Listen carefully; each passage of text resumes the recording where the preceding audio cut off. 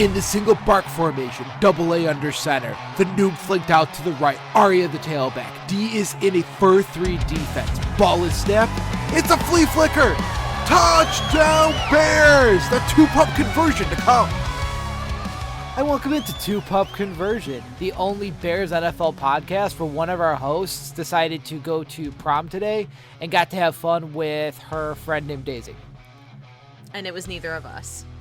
Oh, it wasn't? No. What did we have to do? Work like stupid people. That's so boring. Why does Arya get to go play at prom and we have to go to work handling claims and stuff? For real. I know. All right, so the question here is who was more excited? Was it Arya getting to go to day camp, or was it me about the Bears offseason and hiring Ben Johnson? Well, I'm going to say that it was a pretty close race between the two of you. However, I think that your butt was not about to fall off from wiggling so hard. So I'm going to say that Arya won by a slim lead. Oh, I mean, I guess I have to up my game for next time. I mean, I guess I, too, can jump paws first into the window and shake my butt till it falls off. Yeah. I mean, I'd love to see it, but that's just me. Thank God that's a conversation for off the air, though. Right. Thank God this is a podcast and not a video cast. Okay, then. So we were going over what to talk about this week, and we realized that we've reviewed all these really great moves that the Bears made on the offseason, but what do we personally know about these guys, and what are some fun facts? Nothing. Oh, wait, that's just me. I mean, that's why we have you, because apparently you know nothing about sports. Yeah, pretty much. Okay, so cool. Teach me, teacher. All right, so the big acquisition for the Bears, of course, was getting the mastermind, Ben Johnson. So, interesting fact about Ben Johnson here, he's left-handed, so shout out to the lefties. Nerds. No, we're not. Get out of here. You're just jealous that we're the small minority that actually throw with the cool hand. Uh-huh. He's left-handed, but actually throws righty. See, he even knows, even he knows that he's a nerd for being a lefty.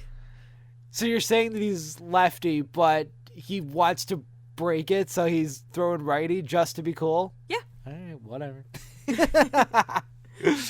His favorite childhood athlete was Joe Montana. Okay. Do you know anything about Joe Montana? Not related to Hannah, right? Oh, God. No, I'm sorry. Joe Montana is not related to Hannah Montana. Even though, if the two of them were in the same room, you get the best of both worlds. Yeah. See, you're more of a white girl than I am. Life is what you make it. I only knew that one song. You gotta stop before you start showing your hand. All right, I'm going to quit while I'm ahead, but I really think I'm behind at this point. So what is the best advice that Ben Johnson got? His best advice he ever received was be yourself. I like this. My only concern is Matt Nagy's famous thing was be you. Right, I was just going to say, wasn't there another Bears coach that wrote be you at the top of all of his play calls and stuff? Yeah, that was Nagy, but this is be yourself. Yeah, this is real different. Yeah, that's a little bit of a concern. I kind of can see, like, Ben Johnson's dad in A Bunch of Colorful Clouds. Ben, remember who you are. Is his dad still alive? Otherwise, I think he is.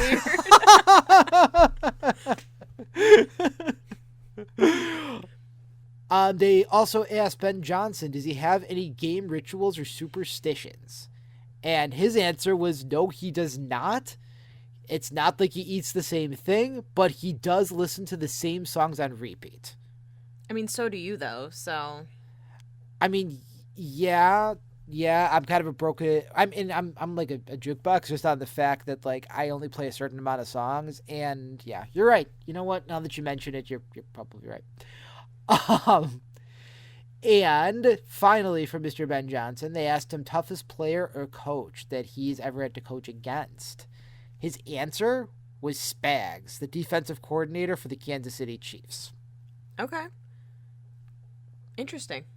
Yeah. So he's not intimidated by Andy Reid. He's intimidated by a guy who coaches under Andy Reid? Yes, but remember that Ben Johnson was an offensive coordinator. So his side of the ball was going directly against defense. defense. Yeah, that makes sense. Exactly. All right, so on to Kansas City guard Joe Tooney. Good segue here since we're just talking about KC.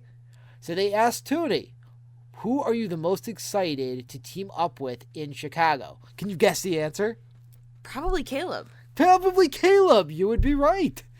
Joe Tooney was quoted as saying, I'm excited to play with Caleb. I think he's a great player, and the sky's the limit. I'm just excited to be part of the entire team and be on that O-line.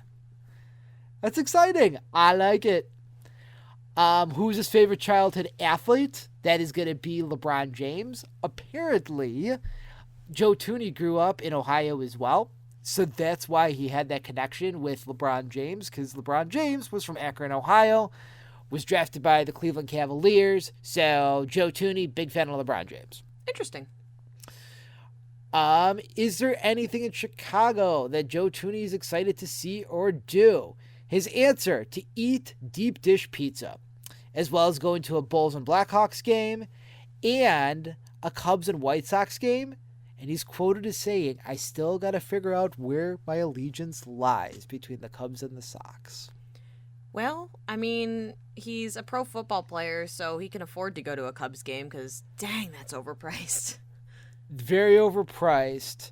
But you know what? If he really wants that campfire milkshake, he's going to have to go to the South Side. Doesn't have a choice. And pay like $20 for a ticket. Oddly enough, I wonder if the milkshake is more expensive than the think so. ticket. I can get behind the deep dish pizza, though, but not that Luminati stuff. I'm sorry. I can't handle the sauce on top of the cheese. That's just weird. I know. And little cross promo here. If you go to ChicagoBears.com right now, there's a form you can fill out where you can give a recommendation to Joe Tooney for what restaurants to visit in Chicago. And you're going to enter into a raffle for a chance to win a Connie's frozen pizza gift card. So, ChicagoBears.com, little cross promo here. All right, so on to Jonah Jackson, the right guard for the Chicago Bears, former Detroit Lion, played under Ben Johnson. We all covered this in the last podcast. But cool little stat about him is his first start in the NFL was at right guard against the Bears. Interesting.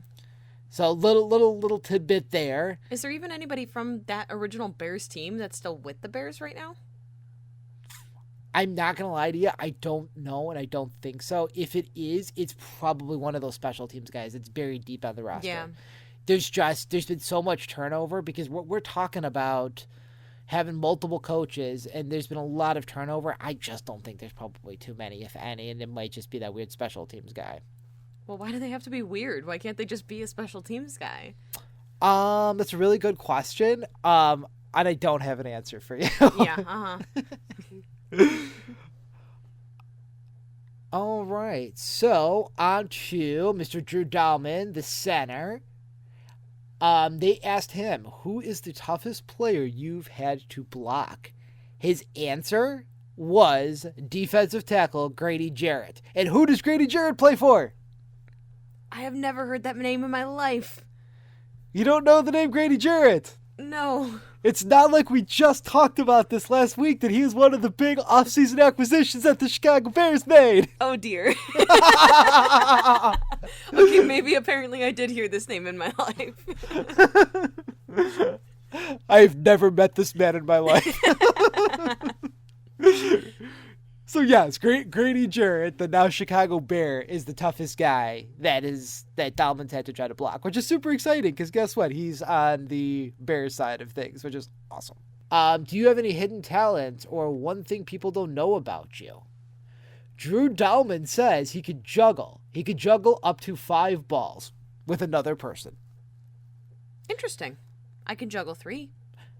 You know, I was impressed with the 5-ball juggling, but then I got to the second part and said with another person. I feel like that's less impressive. You're like, that's just playing catch at this point. That's just playing catch.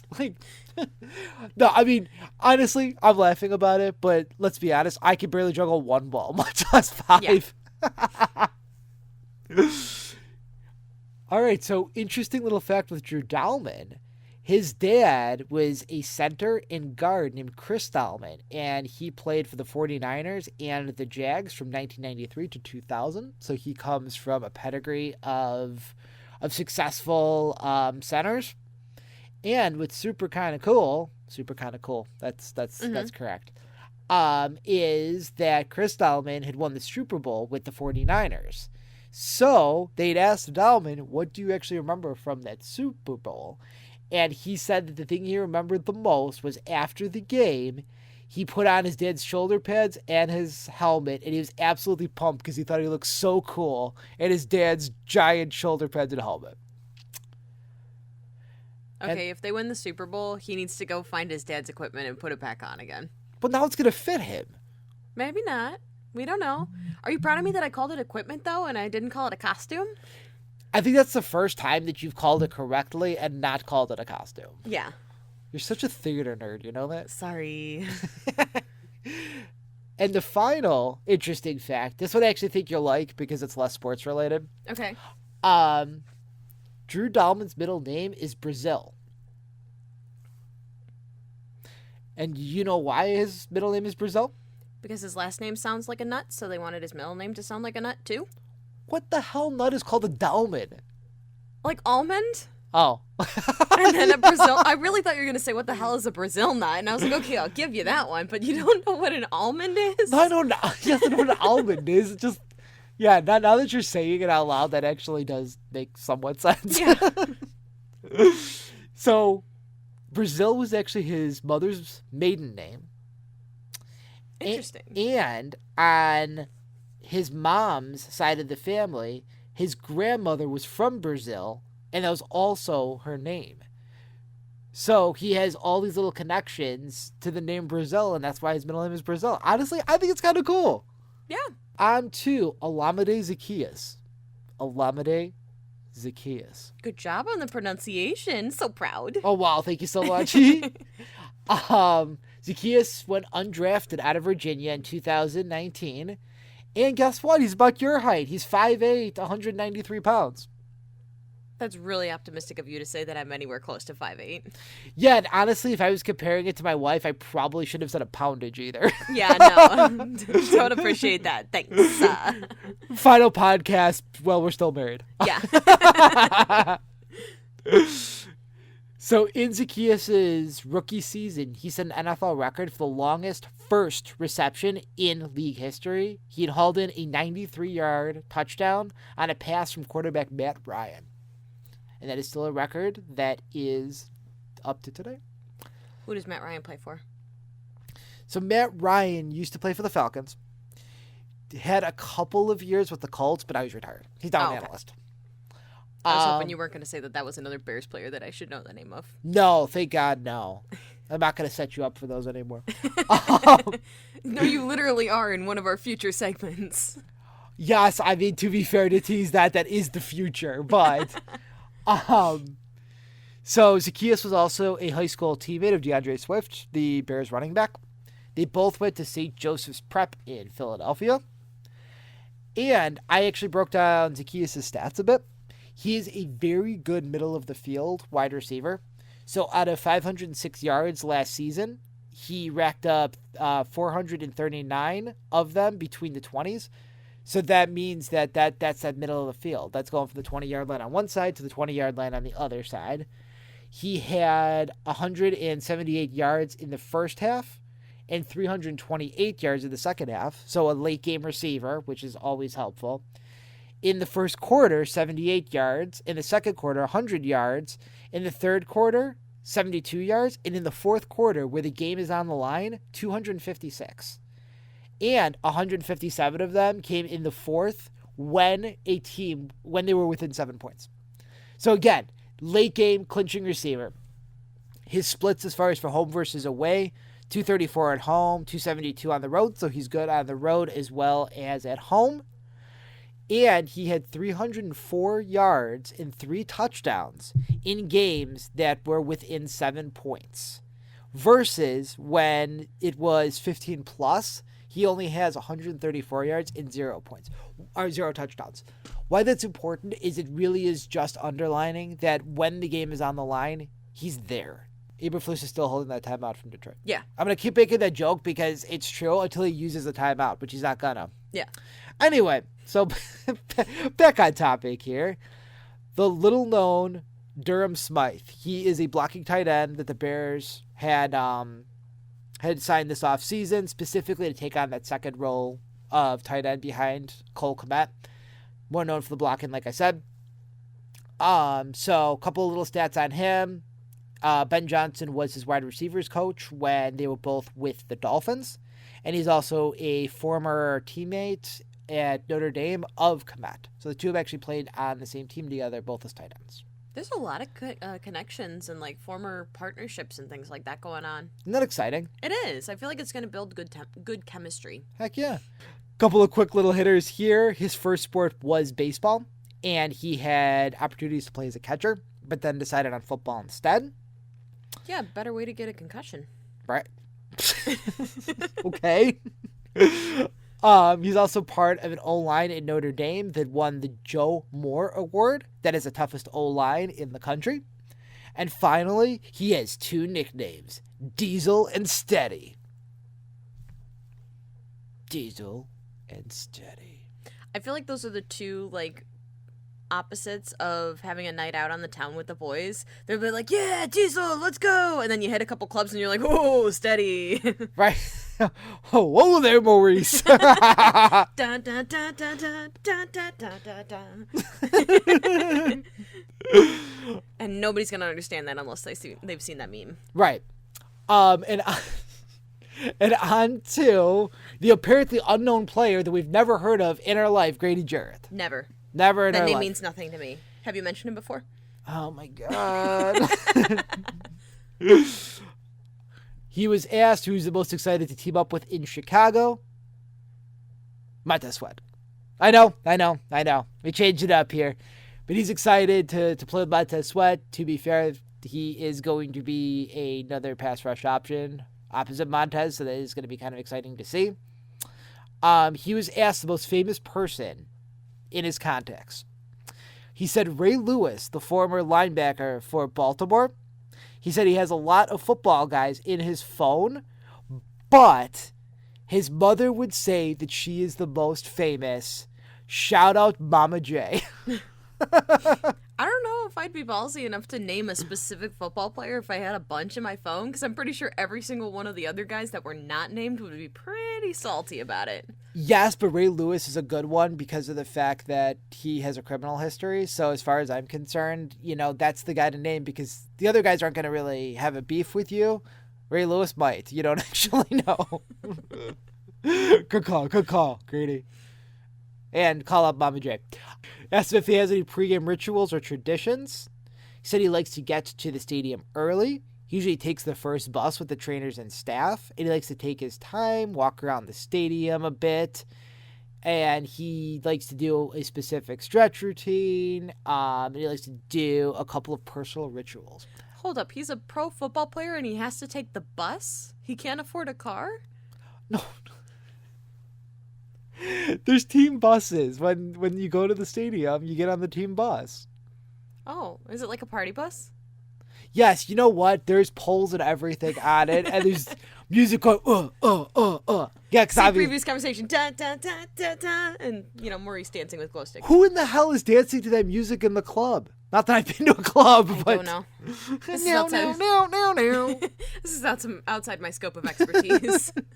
But so is football, so... And finally, they asked Grady, does he have any hidden talents? And he says he can about play really 4 basic songs on the piano. Deck the Halls is one of them, and he's also a good bowler. Is that a sentence? He can about play really 4 songs? He can play about 4 really basic songs on the piano. Oh, yeah. I just can't read. I just can't read. I thought you were having a stroke mid-sentence there. I was 50-50 as well. All right, and we're going to now move on to defensive end. I did my research this time. Dio Dingbo. Now speed it up. Dio Dingbo. Okay. Dio Dingbo. I think that's how I pronounced it last time, wasn't it? I have no idea. Maybe we'll have to look back at the old podcast. You're going to be like, oh, nope, never heard you mention this name before. Yeah, I don't know. I've never heard of this. So, Theo's older brother is named Dare, and the two of them played together at Vandy. And Dare was actually a running back who spent time in the NFL with Washington, Tampa Bay, Carolina, and Houston.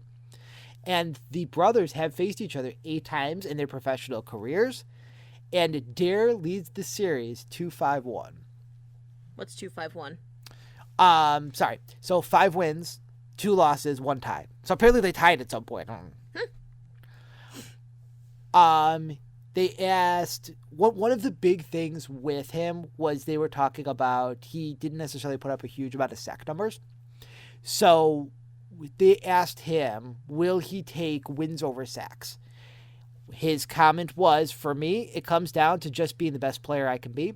I don't believe in setting strict production goals because you have a low sack season, impact the game, and help the team win, or have a high sack season and hurt the team. Everyone wants to be extremely productive in that category, but for me, it's just about being better than I was last year, and I think I'm on my way to just doing that.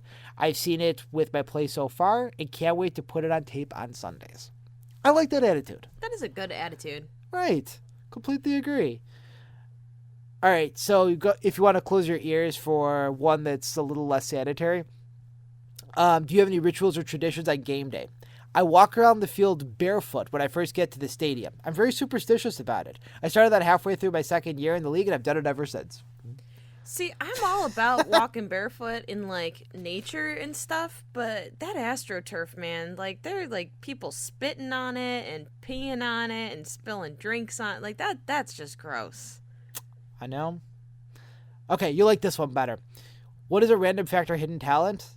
He says he's a really good cook. He can make whatever, but recently he's been obsessed with making gnocchi. I love gnocchi. I knew you'd like that one. I knew if I put it back to back, bare feet, then gnocchi. No. Barefoot gnocchi? No. We don't have to go in that order. We could just focus on gnocchi. Making gnocchi barefoot. That's okay if you're in a sanitary on kitchen. the field. No, that's not sanitary enough for cooking. Right off the field in the stadium kitchen. Probably, but then you can't be barefoot. OSHA. Or, I don't know. No, probably more like the sanitation and health department, actually. Shout out OSHA. Usually OSHA deals with forklifts, but apparently now they also have a specific unit for barefoot people. Barefoot footballers in the kitchen at the stadium. It's so a really niche sub-department. All right. And our final player, it's a reserve cornerback, Nick McLeod. We just signed him in the past week. Nick McLeod played at Notre Dame as well as North Carolina State. It is interesting how many Notre Dame guys that I've mentioned. Yeah. A lot of connections there. All right, so we are going to take our first break here. When we come back, we're going to be quickly going over the Chicago Bears ranking within ESPN's first power ranking as you're listening to TwoPupConversion. Welcome back to TwoPupConversion.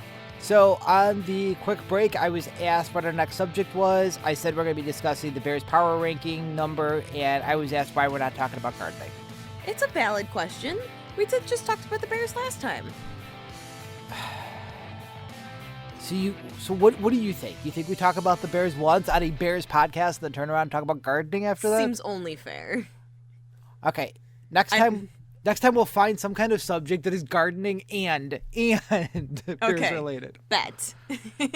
We could talk about how the grounds crew takes care of the stadium. How's that? Well, considering most of them are turf. Well, I suppose there's some grass fields. Yeah. Listen, girl, I'm trying to work on it. I'll work on it. I'll do my research for our next segment. I got this. I tried so hard for you. I got this. So anyway, what are we talking about with the Bears? So ESPN always puts out the power rankings as far as for 1 through 32, ranking the teams. Okay. And they came out with the way too early power rankings. Okay, so is this ranking how they think they're going to perform this year? Like this upcoming year? Yes. Based on the changes that they made right now? Correct. Out of 32 teams? Yes. And 32 is going to be the worst team? Yes. I'm going to put the Bears at 17. Lower. 23. Higher. 20. Lower. 22. Yes. I did it! I think it's just that I don't completely understand why they're that low, in my opinion. Okay. I just feel like you look at the moves in which were made, and that's taking into consideration rebuilding the O-line, rebuilding the defensive line. Check out our old podcast from last week about all the different things that they did. But all of that, how does that not culminate in you being higher? I mean, yes, I understand that, you're sitting in a position in which they haven't proven anything yet, but I think that's a lot of it, honestly. I mean, yeah, it's cool that they have all these pieces that could be good, but I think a couple of our players, weren't they, injured the last season? They only played a couple games or things like that. So, we got a lot to prove if they mesh together. But the thing is, I get it, but my issue is that when you look at the draft order, we're 10th. If you're 10th, you're sitting right around that 22 mark. So you're telling me that the Bears, under he who must not be named dipshit, now you have a better coach, you have better players protecting Caleb, who got sacked 68 times, and that doesn't move the needle? That doesn't make That's you fair. at least go up somewhat? Yeah. I mean, you kind of look through some of these other teams. I mean, you've got Dallas, Arizona, the Falcons, Miami, Pittsburgh, Seattle, all these teams those are the ones that are right above the Bears. And I can have a fatal flaw for each one of them. I mean, just quickly going through here, not that I even prepared for this particular part, but Dallas has absolutely no direction at this point. They've overpaid two of their players in Prescott and CeeDee Lamb, and that's where majority of their cap space is going, and they are completely rudderless. They are picking within the top 15. They struggled last year. They now have a brand new coach in which that coach has proven literally nothing. They promoted from within, and there's a lot of speculation on why they did that. Then you have Arizona that was middle of the pack last year, didn't really prove anything. You've got Atlanta, who we don't know what the hell Michael Penix Jr. is going to do. Last year was when they decided to sign that big deal with Kirk Cousins and then turn around in the draft and draft a young quarterback. Kirk Cousins fizzled out, and they brought in Michael Penix Jr., who showed some bright spots, but you have absolutely no idea what he's going to be able to do. Miami is, well, we're still in a position where we don't know what hit is going to take Tua out for the rest of his career, and that's not trying to be mean. It's just really coming down to there was a big difference in Miami when Tua was behind center and when he was not. The team struggled without him, and right now he's a walking injury. You just don't know if you're going to get a full season out of the man. Yeah. And then at 17, you got Pittsburgh. Pittsburgh, let me make this very clear. As of right now at 6:48 p.m. on March 27th, 2025, Pittsburgh Steelers don't have a quarterback. Legitimately do not have a quarterback. They went out, they made the moves to get DK Metcalf from Seattle, but do not have anybody to throw. It is two guys that are third-string quarterbacks right now. They're talking to maybe possibly get Aaron Rodgers, but right now, there's nothing locked in. You don't even... What's that look for? Why on earth would you want Aaron Rodgers? He's an a-hole, and he's ancient at this point. I feel like you're better off going in the draft, but I think there's not even a strong quarterback in this round of the draft, right? The problem with... two things there. The problem with Pittsburgh is they're notorious for having a very good head coach in Mike Tomlin. The problem with Tomlin is the fact that he is so good that he makes things happen in the regular season out of nothing. So he's not really had a good quarterback in probably the last 10 years, ever since Big Ben. And the problem, though, is he could get into the playoffs. He makes magic happen in the regular season, but then they fizzle out in the playoffs, and he can't now... Cinderella's carriage turns back into a pumpkin. It's something where he got them to that point, but can't get them any further. The problem when that happens year after year after year after year is when you get into the playoffs, you have a middle-of-the-road draft pick, which means you're not getting a top quarterback. But guess what? Your team's not good enough to get over the hump. So you just continue to stay in this middling area, and that's why last year, when they needed a quarterback on the offseason, they ended up turning to Justin Fields, traded away a conditional 6 to the Bears, and they ended up signing Russell Wilson. Mr. Watch out, it's spicy. Which is quoted at least once a week in our household. Yeah, it legitimately is. We're not just saying that for the podcast. Like, legitimately, that is something that is quoted here. Yeah, I feel like at this point they kind of almost need to intentionally tank their season just so that they can get a QB. Right. And, maybe a quarterback slips. Oh, that was your question. Is there a legitimately good quarterback in this draft? Yeah. The thing is, at the top of the draft, you have two guys.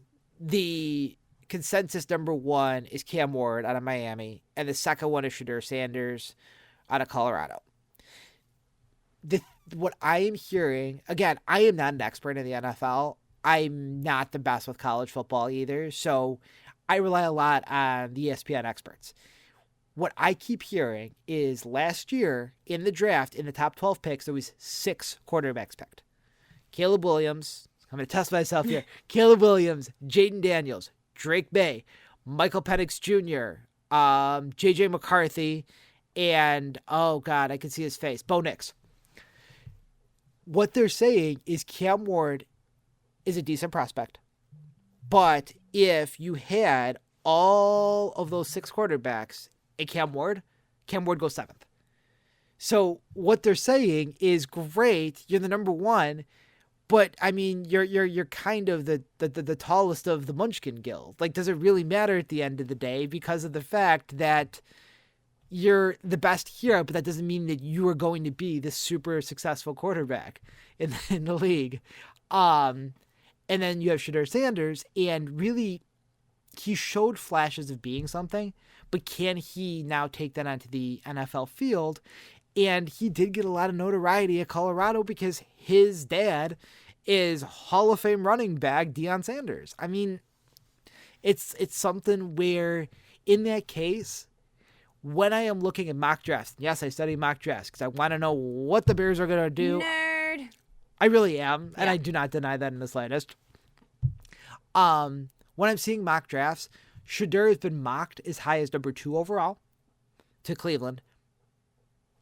But then there's also talks of him slipping all the way to the second round. And then the question is, if you have a team like, let's say, Pittsburgh that's in the middle of the draft, if he slips to them, is that the guy? And the answer is probably yes if he slips down that far. Or somebody might overdraft them. There's a lot of quarterback-needy teams. The Tennessee Titans have talked about what exactly they're going to do. They're saying if we see a generational talent, we're not going to pass up on them. But they don't have a quarterback right now who's halfway decent. And the only guy that they have is Will Levis, and Will Levis is a freak. Why? He's the one who puts mayonnaise in his coffee. Oh, yeah, no, that's weird. Carry on. Mayonnaise in the coffee or barefoot on the football field? What are you taking? Hot take. Oh, God. I think I would take barefoot on the football field, but I Yeah. hate saying that. Yeah, there you go. What about bare feet in the coffee, mayo on the football field? If you put bare feet in the coffee, watch out, it's spicy. Speaking of that, Russell Wilson this week signed a deal with the New York Giants to become their second veteran quarterback. And I'm saying that because the Giants are picking 3rd, and they're not even sure who's going to slip to them. Oh, sorry, going back to the Titans. So with the Titans and Mr. Mayo, they are probably going to end up picking Cam Ward because they don't have a quarterback.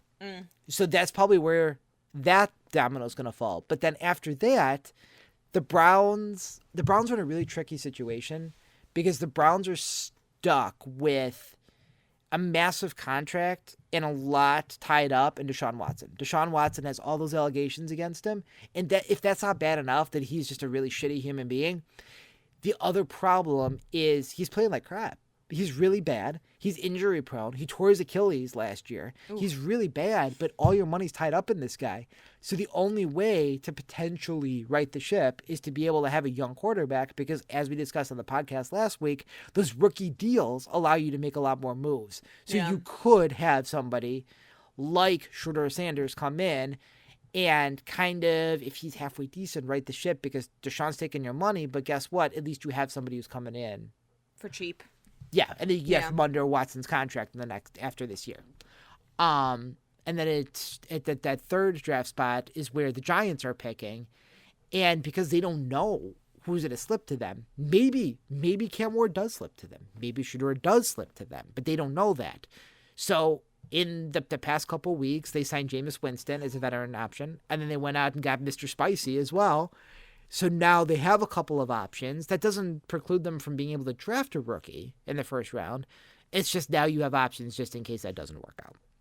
But going back to our topic at hand, these teams that are ahead of the Bears, I'm sorry. I'm not saying that they should be number one. That's not even close to what I am saying. I'm more just saying that when you're looking at these other teams at 21 of Dallas, 20 of Arizona, 19 of Atlanta, 18 is Miami, 17 is Pittsburgh. I mean, we're really going to say that a team that doesn't even have a quarterback right now that's halfway decent under contract should be 5 spots out of the Bears? So where do you think that the Bears should have ranked in this?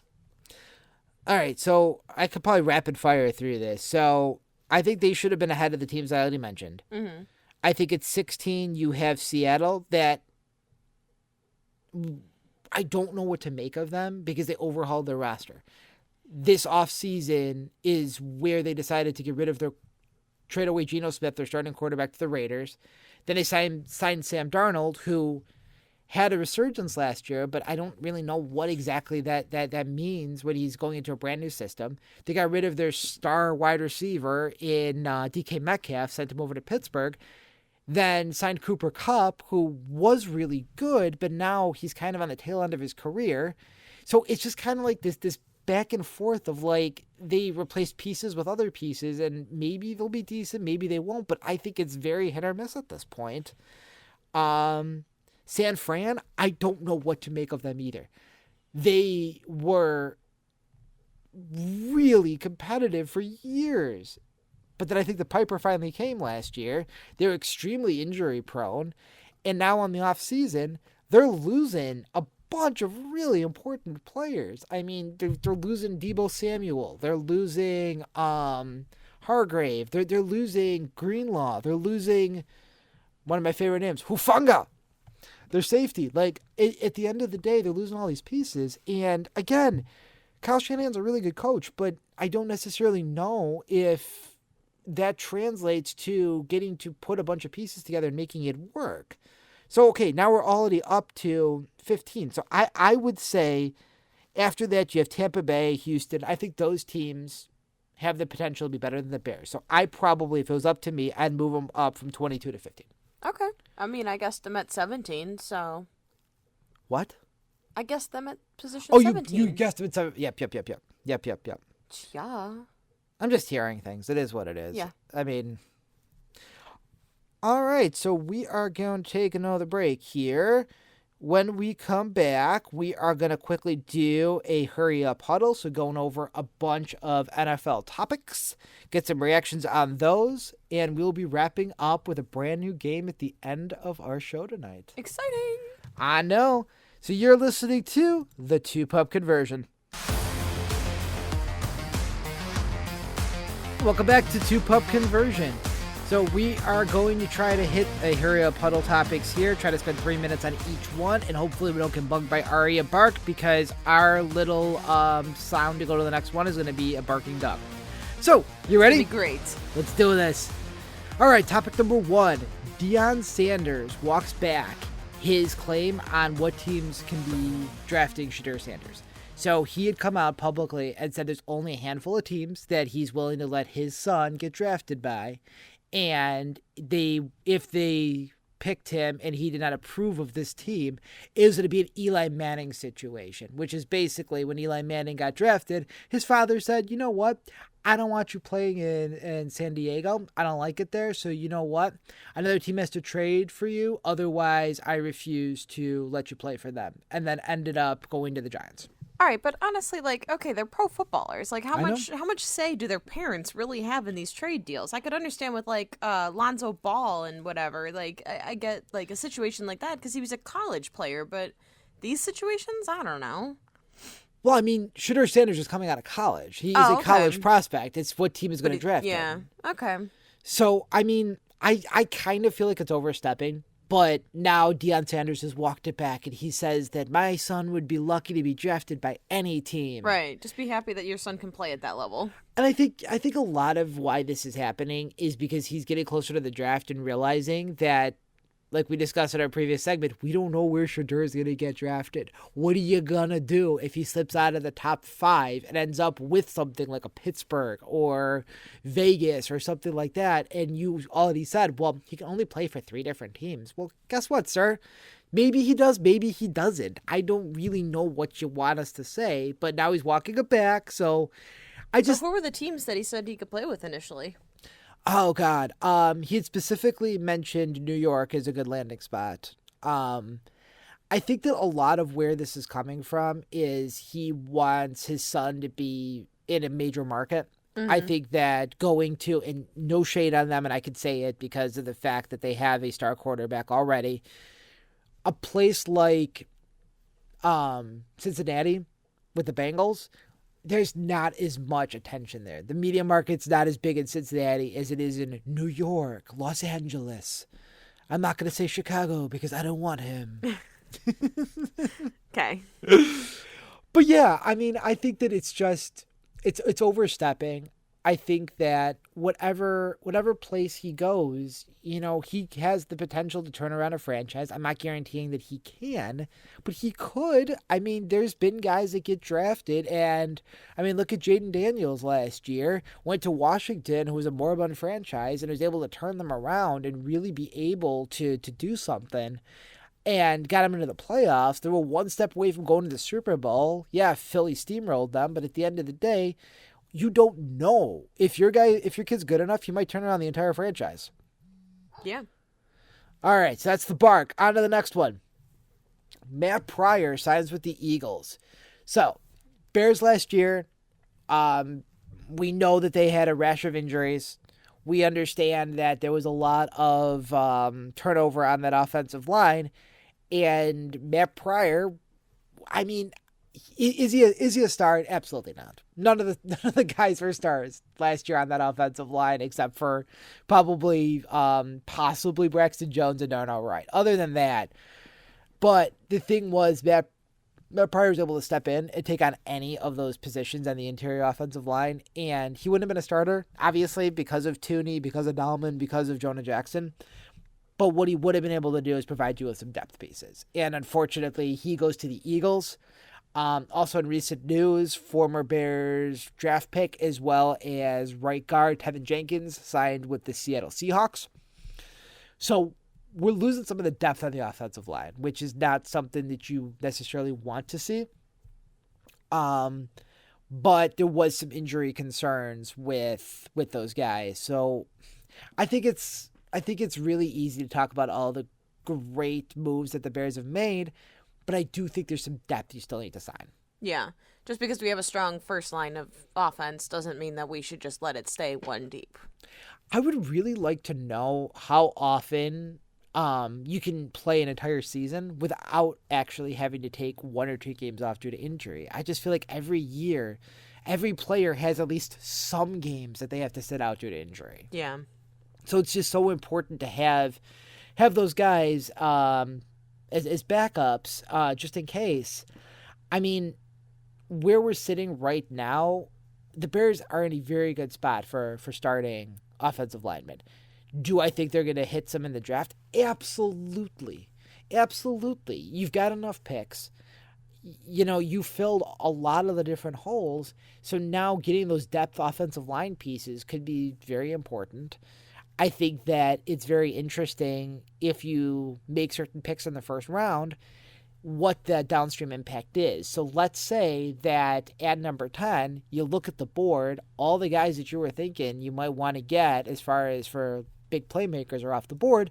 You might be able to go after one of these other guys like Will Campbell at LSU, Calvin Banks. You might be able to trade down and get some of these guys. But then if you draft somebody that's sitting at a left tackle position, like Will Campbell or Armen Membu, he's been jumping up the draft boards lately. He plays left tackle, and now Braxton Jones, who is pretty reliable, now becomes a swing tackle, and now he's able to play when there's an injury. So you draft one guy, and it starts bumping the guys down the depth chart, and then before you know it, you do have some depth. But it's important to hit in the draft. Yeah. All right, on to our next one. So, starters in the NFL. So this week, as I said, Mr. Dangerous, Mr. Espacey, had signed with the Giants, and like I said, there is competition there with Jameis Winston. According to Russ, who is very public about bringing everything up in the media, he's signed there to be the starter. It's not a question. He's going to be the starter, and I don't know. I mean, the whole point of a quarterback competition is so that you don't necessarily know who the starter is, and Dangerous just kind of steps in, and he's like, okay, well, no, guess what? Everybody, I'm your answer. I'm your savior here, and don't know about that. Okay. And the other news that came out was Minnesota. So Minnesota last year, little backstory here, Minnesota last year had put all of their eggs in the basket of drafting J.J. McCarthy out of Michigan. Then they signed as a backup option, as a backup quarterback, Sam Darnold. J.J. McCarthy gets drafted, comes to the facility, tears his ACL in minicamp. He's out for the entire year. So now it was, what do we do next? Do we step up and sign somebody else, trade for somebody? And the decision at the end of the day was, no, we're going to roll with Sam Darnold. Extremely successful season. So now Sam Darnold moves on to Seattle because Sam Darnold was demanding bigger money than what they're willing to pay. And the Vikings had the option of going after who other than Aaron Rodgers. Mm-hmm. Aaron Rodgers was interested, said he was interested, and the Vikings said, no, we're not interested in you. And have publicly now said that J.J. McCarthy is our starter. There is no second option. All right, well, then Aaron Rodgers is probably going to say, screw you guys. I'm not going to change my mind and go with you guys then, even if you reconsider or whatever. I mean, as public as it was, the big joke was before Aaron Rodgers, there was Brett Favre with Green Bay. Mm-hmm. Brett Favre said he famously wanted to go to the Vikings. Packers said, we're not going to let you go there specifically for the reason of that's interdivision. We're not allowing that. Yeah. So then he had to take a 1-year hiatus with the Jets. So he went Green Bay, Jets, and then came to Minnesota. Aaron Rodgers then comes through. He gets traded to the Jets, so he went to Green Bay, Jets. So the joke was, what makes sense? Go to the Vikings. And Aaron Rodgers says, I'm interested. Why was Aaron Rodgers interested? Because the Vikings have a hell of an offensive line and really good receivers, Justin Jefferson, Addison. I mean, I don't blame him for wanting to go there, but you know what? Good for Minnesota. They said, no, hit the road, Jack. All right, and now we're going to move on to our next topic. All right, so the touchback rule. So with the touchback rule, currently the goal is to try to make it so that teams actually run the ball out of the end zone when it's kicked off, and they don't just let it land in the end zone and it goes, is a touchback. And also trying to have teams kick the ball so it's not going into the end zone for a touchback. So it's just, in general, they want more action. That's the whole point of this. So wasn't that why they made the changes, what was it, last year, where it was like if you kick it through the back of the end zone, then it was going to go up a certain amount of yards, and then if you kicked it within the end zone, it was going to go out 20 yards, I think, and then if you kicked it short, then it was going to just be where it fell? Right. So that all, yes.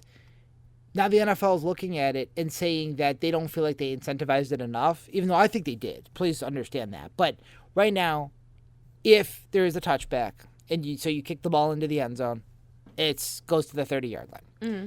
Now in the meetings, now they're looking at it and saying, well, you know what? That's just not good enough. We want to take it up to the 35. So what that means is if the ball goes into the end zone, automatically you start off at the 35-yard line. Does that really make that much of a difference between 30 and 35, though? I mean, to a certain extent, yes, because you are trying to do the best that you can to get good fielding position at the very beginning, so there's less yardage to go. I feel like if you kick it through the back of the end zone, it should be 50-yard line now. Move it all the way up. Why don't you just put it on the 10-yard line and make it 1st and goal? Okie dokie. Oh, God. Maybe the games wouldn't last 3 hours then. I still say that there should be a rule that if you can kick it off and through the uprights, it is like 1 point or something like that. Yes, you should get something for that. That's quite an accomplishment. I think that would be fun. Well, yeah. But yeah, I mean, I think there's all these rules that end up coming up, and sometimes they get passed, sometimes they don't. I mean, you just don't really know. And really what it comes down to is whether or not the owners agree on it. If the owners look at it and they say, we feel like this is going to add more excitement to the game or it's good for the sport, then they will pass it. But you need a majority of the owners to agree on this, and I don't know what the interest level is, to be honest with you. Do you have any stats on what the percent or number of touchbacks was or whatever compared to like this year versus previous years? I could probably definitely find that. But you're just going to let the clock run out instead so you can move on to the next topic, aren't you? Maybe. And look at that. There's time. Oh, no. There is time. All right. The worst part is I had those stats up and now I don't. All right. So our last topic here is another rule change. The tush push. Okay. Personally, I'm just fond of the, what is that, alliteration? Alliteration there, yeah. I think with the tush push, the reason why they're quote-unquote trying to ban it, the reason that they're saying is for player safety. Makes sense. It's literally Does just it, like though? a mosh pit of people pushing each other. I don't think it has anything to do with safety. I think what it has to come down to is the Eagles are running it effectively, and it's pissing off the other teams because they don't know how to stop it. It's hard to stop a train. I totally understand that, but like, I think that you're putting it under this guise of, oh, it's for safety, but I think it's just a matter of we can't stop it, so we're gonna outlaw it, and I don't feel like that's very good sportsmanship, in my opinion. I mean, they could get a bunch of beefy guys and try to do a tush push for themselves, too. Like, anybody can group a bunch of big guys together and just try to crowd the finish line. And that's the point, though, is why are other teams not successful with it? And I think a lot of it is because Philadelphia has one of the heaviest offensive lines. I mean, no shade to them, no fat shaming here. But it's one of those where they're the heaviest offensive line, and you have a very athletic quarterback in Jalen Hurts, and I think that's why it's effective. It's the player personnel. So, okay, let's just take that and spread it out a bit. If we're saying you're banning stuff just based on a skill set that other people don't have, are you saying that you can't run a go route with Miami because Tyreek Hill is the fastest man in the NFL, so nobody can keep up with him, so that means we can't run go routes anymore? I mean, it's a really slippery slope. And I think I'm going to take that a little bit personally as well to tush push, because the team that really wants to outlaw it, that is behind this, is the Green Bay Packers. And I mean, you know, just hate them on principle, so anything that Green Bay says, I just disagree with. I mean, you could literally say Green Bay is in favor of paying people a higher minimum wage, and I'd say, no, boo that. Just because of the fact that it's the Packers. I don't like them. Is that really the stance that you want to take on air, though? Really? That I don't like the Packers? No. Comparing it to upping the minimum wage. You know, the problem is that I was just trying to think of random examples here, and I mean, you could have said something like, "Oh, the Packers say the sky is blue, but I disagree." You know, something simple that doesn't get all political. But nah, you're just gonna go there. I'm not gonna lie to you. Now that you're saying it, that makes a hell of a lot more sense than what I said. And you know, it's one of those where if only we could just edit the podcast so that it was out. No, we're not gonna do that. Oh no. That's a very, very good point. All right, so watching that clock run out. So that is our Hurry Up Huddle. We are going to take one more break here. When we come back, I am super excited about our next segment. Our next segment, we have a brand new game, and it is called Pro or No. And this is where the money's going to be made. This is going to be a lot of fun. Are you God, ready? you didn't tell me you were betting money. I want to change my mind here. All right, you're listening to Pup Conversion.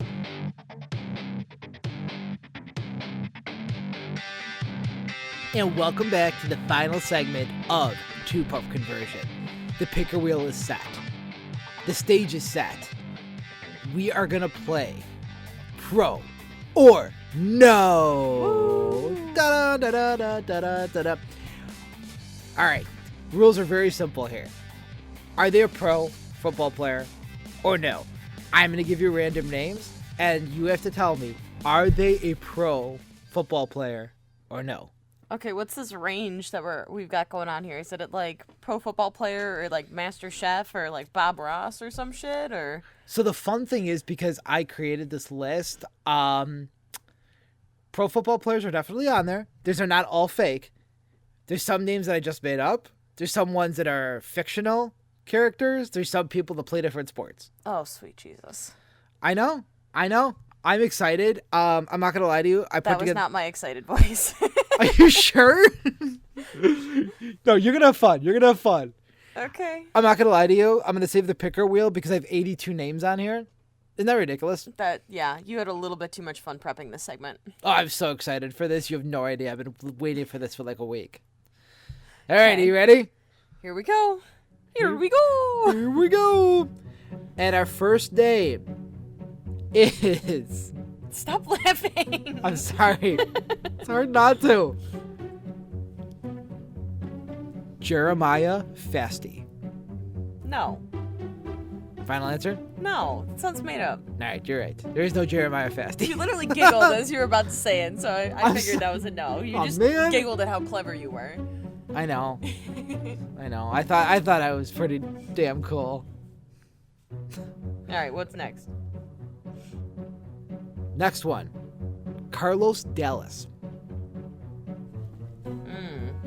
Carlos Dallas. I think that is a fictional sports ball player. That is a completely made-up name that I just put a random name to a random city in the U.S. Okay. All right, you're 2 for 2 so for 2. far. All right. I feel like we should have a running scoreboard here. I mean, I kind of feel like you're gonna remember anyway, but I literally didn't remember that you talked about that one name. I already forgot what that one name was. That is very Grady Jurek, goddammit.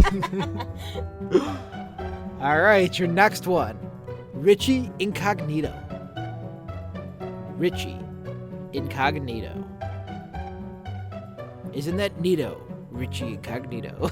I don't know. I feel like you've done a bunch of non-real ones so far, so I don't know. Maybe that one is real. Remember that this is a random picker wheel, so I have... There's absolutely no rhyme or reason to this. Fair. That's why I did this instead of reading down my list. All right, well, I think that's going to be another fake one then. That is actually a real player. Shoot! Richie Incognito was a guard for the Las Vegas/Oakland Raiders. Aw, man. Is he still playing? No, he's retired now. No wonder I don't know his name. I'm not going to lie to you. He had a scandal going on because he was bullying other players, which is what it is. So, yeah, he wasn't necessarily the greatest guy, but he made the list because he's an interesting name. But he has such a cool name. I know. You never see him, Richie Incognito. Incognito is like, whatever. No, I got you. Got it? Okay. Your next one, Ben Gay. Ben Gay. Isn't that a perfume or something? Ben Gay. Well, I think it is a perfume, but maybe the perfume is named after the guy. So maybe that is a player? Is your final answer Ben Gay is a player? No, the answer is he pro or no? Oh, pro or no? Remember your own rules. I'm going to say pro. So actually, you're right. Ben Gay is a retired Browns player. Okay. And Ben Gay is like Icy Hot. Oh, okay. I mean, to be honest with you, I would have looked at that and probably said it was fake just because of the fact that, like, it is a well-known athletic cream. Yeah. I mean, I feel like people say that smells like Ben Gay, so then I thought it was a perfume. I didn't know it was Icy Hot. All right. The next one. Is this a football pro or no? Boof Bonser. Boof Bonzer. I'm gonna say this is not a pro. Football. I think it is a pro of a different sport. What sport? Oh God. You are correct. I just out of curiosity, Boof Bonzer is a what? Basketball. No. Cricket. No. Soccer. No. Baseball pitcher. Really? Baseball relief pitcher Boof Bonzer. Okay. What team? He actually played for multiple teams, including the White Sox. Oh, okay. I like the name. That's what my dog says when she sees strangers out the window. She goes, boof. Boof Bonzer! Alright, your next name. Bub Means. Nah, that sounds made up. Bub Means. No. Are you sure? Less so now. Bub Means is a rookie wide receiver for the New Orleans Saints. Oh, okay. Bub Means exists. He's a real boy. This is probably the first time he's a Wookiee. He's a rookie wide receiver for the Saints. This is probably the first time that anybody has ever mentioned him on a podcast. So Well, there you go. Now he's famous. Yes. Because all of our 9 followers are going to be able to listen to it. Yes, call out to all of our great listeners. That means you, Sarah. All right, your next name. Ibrahim Moises. No, that totally sounds like a pro football player. Final answer? Yeah. It is not. Is it a pro other sports ball player? No. Ibrahim Moises was made famous by the Key and Peele skit. Key and Peele did something in which they were making fun of NFL names, and one of them was Ibrahim Moises. Well, alrighty then. Right? See? Hey, you thought this was gonna be Tricked easy. me. I don't appreciate this. I'm not doing so hot right now. I'm 4-3. Oh, you are keeping track. I am. I told you. I'm competitive. I need to know this shit. Your next name, Bobby Boucher. That's totally a pro football player. Bobby Boucher. It is not. It's a pro something or other. No, it is not. Is it a Madden? No, Bobby Boucher is the water boy. Damn it! I knew that name. I was so confident. I was really hoping I'd get you on that one. I should have known by the fact that you were smirking the whole time, too. Stupid grin on your face. Ain't no son of mine gonna play no foosball. Bobby Boucher. Damn it, I should have known that. Oh, I threw that one at the last second. Picker wheel says Pablo Diaz-Dos. I've been guessing real bad lately. Pablo Diaz-Dos. I'm gonna say that that's fake because his last name is literally 12 if you don't know Spanish correctly. You are correct. Pablo Diaz-Dos does not actually exist. Yay, high school Spanish. That helped me.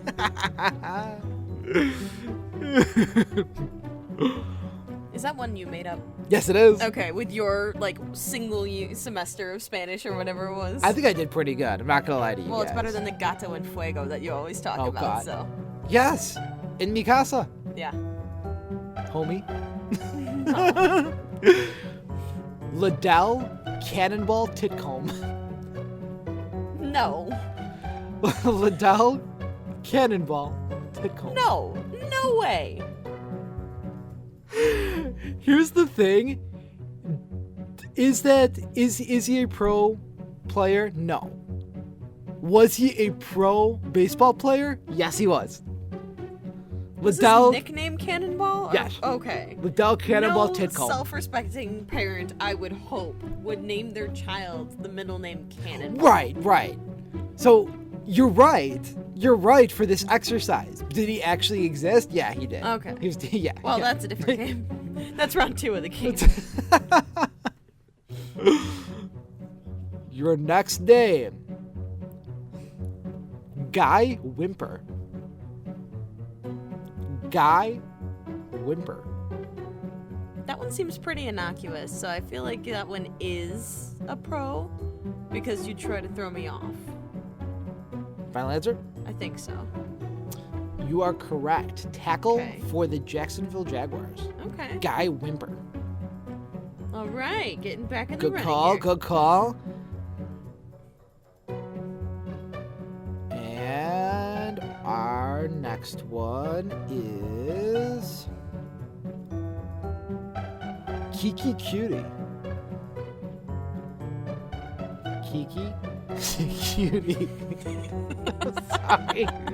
Okay, you're giggling, so I'm gonna go no. Your poker face is terrible. Is that is that your final answer? Yeah. He actually does exist. Aw, Kiki nuts. Cutie is a wide receiver for the Saints as well. Dang it. Oh god. I don't know, man. That is just such an odd one. Some of these names, they make me laugh because they're just so ridiculous.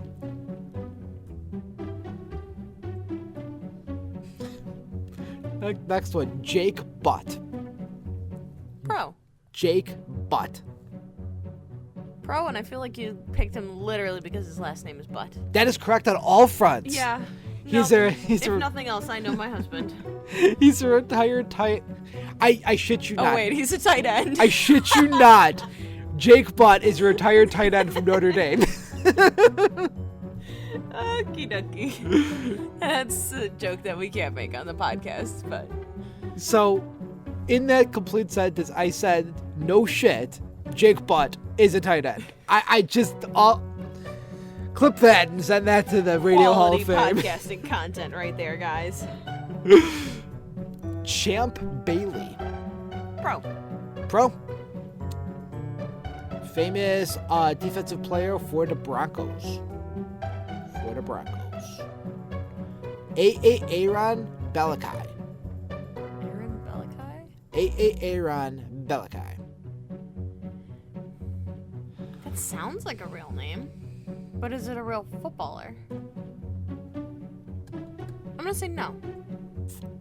You are correct. That was again a Pro Key and baseball Peele. player? No, Oh. it's a Key and Peele thing. Okay. You should have got there when I said Aaron. There's no reason why I would say I thought you were just being a Aaron. dipshit. No, I was not actually. That was my hint that actually would not be a legitimate person.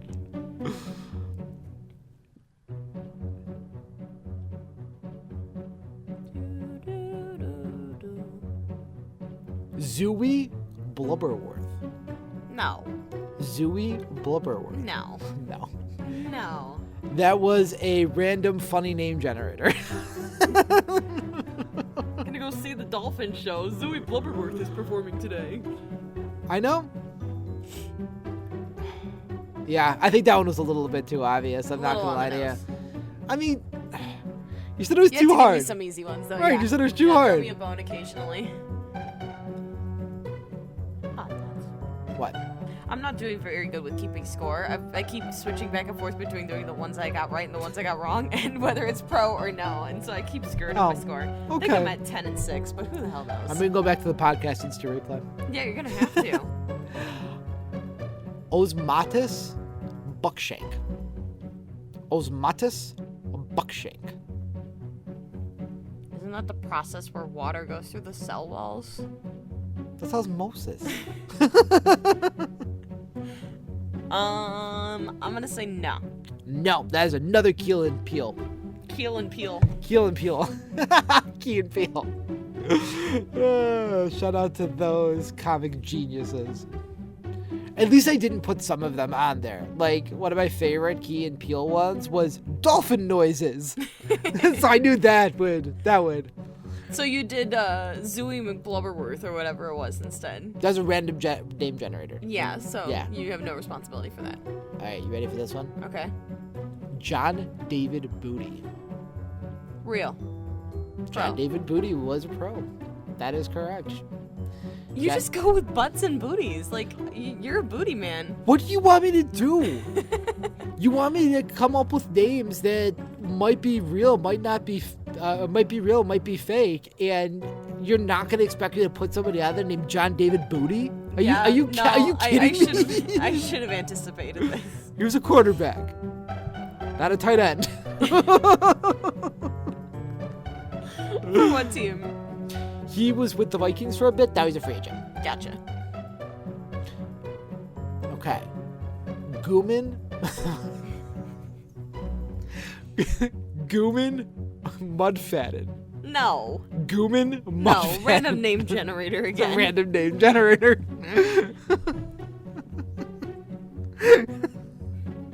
You're making yourself crack up with these. I'm sorry. The guy's name is Gooman. What do you... I mean, actually, the guy doesn't No, it's exist. not. But... All right. DeAndre Swift. That's a real one. Yeah. Unfortunately, I was hoping that DeAndre Swift was going to line up with my other one that I came up with, Jeremiah Fasty.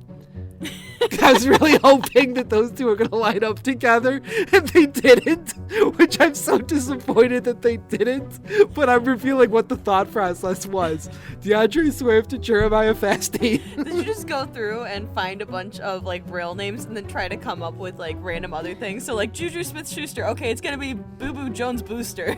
Ma'am, when you're not supposed to see behind the curtain of how I came up with these names, okay? There's no pattern here. There actually is, but... It's that you have the mind of a 4-year-old. That's what it is. Right. Earthwind Moorland. No. Earthwind Moorland. No. Your final answer is they do not exist. Except for he's a retired cornerback from the NFL. Really? Moorland? Earthwind Moorland. So, somebody had to love nature. Oh, I'm sorry. There's your gardening guy Oh, back. man, I missed it!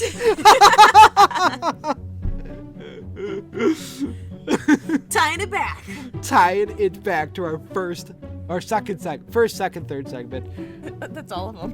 That's all of them. Zeus Oberman. Pro.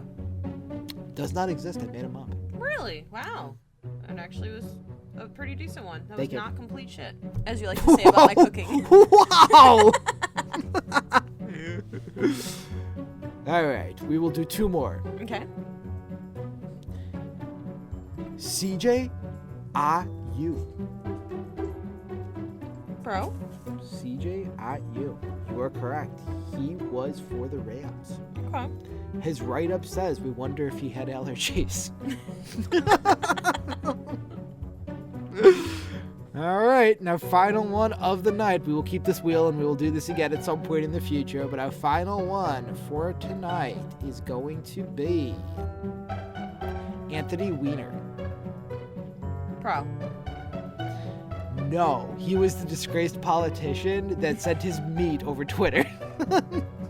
And that's where the famous, he's a politician, and that's where the famous phrase came, you tweet your meat, you lose your seat. I've never heard that. Okay. I see- knew that you wouldn't have made it up because it would have been too on the nose if you made up a guy with the last name Wiener. So I knew he had to be a real person, but it was just whether it was a sports ball player. Or Right. I mean, that was a really good bet. not. Yeah. All right, did you have some fun with this? I did. I think I won. Although I did not win at keeping score. That's for sure. There's winners and losers? I think so. Oh, What do I okay. Do I win an Aria Bark? An Aria Bark, you say? Yeah. I don't know. I think we're all out of those. I think she's too tired after prom. Yeah. She just looked up all dazed and confused. I mean, I'm not going to lie to you. I look up dazed and confused majority of the time. Yeah. All right. Well, another successful episode here. Had some fun. Started a new game. Any other thoughts for our listeners before we log off here? Nothing that I have. Do you have anything, Boo Boo Toots? No, we're too tired to woo today. I know. I'm kind of surprised. Last week we had some Aria Bark interjections. This time we got absolutely nothing. And You might have gotten some snores if we went over by the couch earlier. that's fair. But I think that would have drowned us out, to be Yeah. totally honest with you. All right. So, quick reminder, if you have any feedback, you can email us at 2PupConversion@gmail.com. Hit us up on Twitter/X. I know Noob's going to make fun of me for continuing to call it Twitter, but you know what? Old habits die hard. At 2PupConversion. We have a Facebook page, we have an Insta page, and we will be posting this on YouTube shortly. So, from all of us here at TwoPupConversion, have a good rest of your week, and we will talk to you next week. Bye!